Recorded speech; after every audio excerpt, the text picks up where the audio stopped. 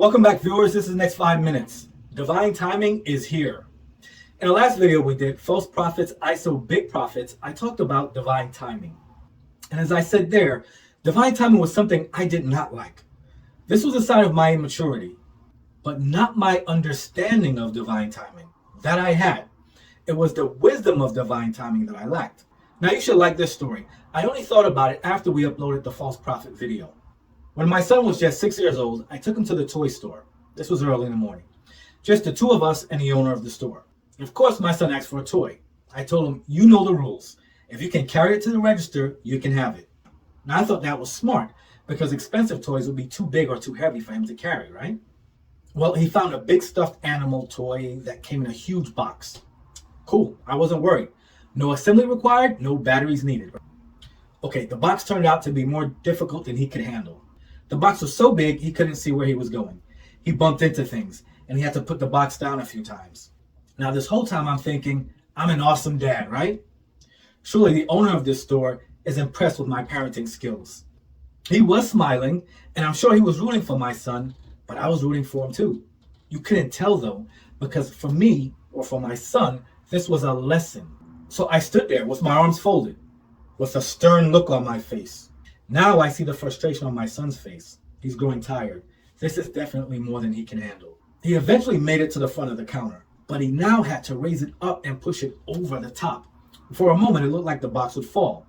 So the owner instinctively reaches out to grab it and help him, but he looked at my stern face and pulled his hands back. So my son pressed the box against the counter, pushed it up with his hands, and used his head to just tip it over, right? Success. End of the story, right? No. Next thing I hear is a boop, and the owner said, that will be $75, cash or card. Seems like that lesson was for me. Now, let's apply the story to today's lesson. Divine timing.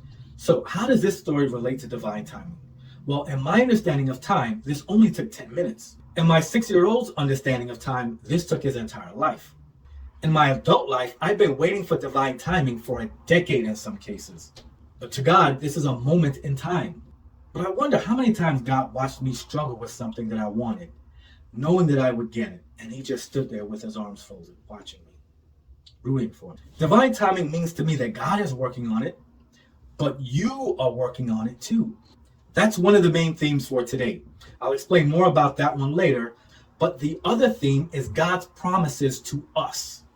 In the story I just told you, I made my son a promise. If he could carry the toy, he could have it. Well, when I made that promise to my son, I also released it to him. This is important. I want to look at the definition of the word promise. Its origins are Latin-based. It comes from the word promiseum. It means to send forth, to foretell, to assure beforehand, to release, or to let go. So the promise is already released. And I like this analogy. Most companies have a payroll account with your wages already in it, but you still have to work the week or 2 weeks in order to get your money. Okay, but there are laws applied here. In the case of the story I just shared, my son had to pick up his promise and bring it to the counter. But look at that. I said he had to pick up his promise because he already had it. Now, when I saw him struggle with his promise, I knew I could help him, but I didn't. This is where process is involved. My relationship with my son will become better when he succeeds in this endeavor because I would have fulfilled my promise and he would have fulfilled the process of the promise. Some people might say this is not scriptural. Well, you sit there and wait for God to deliver his promises to you. Watch this. All my son had was the promise that I gave him and direction. His path to the register was difficult. It was difficult for him to see. His view was obstructed by displays, and his arms were weighted down by the very promise that he desired. Now, even with all the frustration that you could see on this kid, he didn't cry, he didn't complain, and he didn't curse his promise. He didn't fast and pray for 3 days because those methods were not applicable to this situation. But he also did not become discouraged. He didn't start listening to dark music or start wearing dark clothing. He didn't carry a picture of a saint or burn candles or incense. He didn't petition anyone. He didn't self-medicate. He didn't make the sign of the cross above him or the pentagram beneath him. He didn't consult his ancestors. He didn't even ask me for help. Could it be that at this very young age, my son understood that this was a test and that he would not receive help? All he needed was what he already had, a promise and a direction. Now, on a matter of help, the store owner did offer to help my son. But while seeming innocent, this was a loaded agenda. Now, I'm sure this is a nice guy, But I'm also sure he wanted to make a sale. And agendas are not uncommon nowadays. There are plenty of people who call themselves helping our children. But this is help that comes in the moment. They encourage our children to make adult decisions for themselves based on just one question that they ask or answer. To me, this is not fair. The brief exchange that they have with our children cannot adequately prepare these people to encourage our children to make adult decisions for themselves. And in truth, all I want is for our child to check a box or choose a side. A child's life is bigger than that moment. I say let children be children. They might say to a child, if this makes you happy now, you should do it.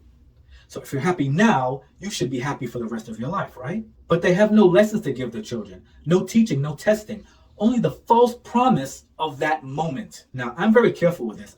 Now, on goals, I don't want to help my son reach his goals. No. I do want to help him with his decision-making process so that he can reach his goals on his own. You see, he's not going to have me forever. But I hope that he does have me for a long time, well into my old age. Maybe a time when I can't make good decisions for myself. It's all a reason to teach and test him now. Now, the father, I am concerned with more than just this one moment. I am concerned with the totality of my son's life.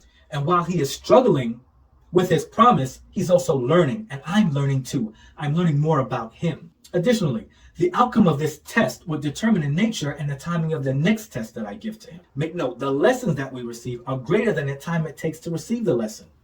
Add to that, our teaching will last longer than our testing. I do have a script for a video with that title, Your Teaching Will Outlast Your Testing. It just didn't seem right to put it out earlier, so we sent it to the archives. But now I'm thinking we should produce it and put it into rotation. Could it be that God goes silent when we are being tested? Could it be that God is standing there with his arms folded the way that I did with my son in the toy store? Could it be that God knows that by helping us with our promise, he is not helping us? But there is more to the story. After I made the purchase, I had to take the promise back. Yes, I had to carry it home. I had to unpack it. I had to throw away the box that it came in. And I had to watch my son abuse it for days before he put it down in favor of toys that he received 2 Christmases prior. Question, is my son any different than the rest of us? Now, let's close out here. Okay, before we close out, when I look back at my life, I see that I received many of God's. For example, how many of us think that by now we should have made $1 million? You know, when you think about it, we may have already handled $1 million worth of cash and assets. The problem is, we also have $1 million habits.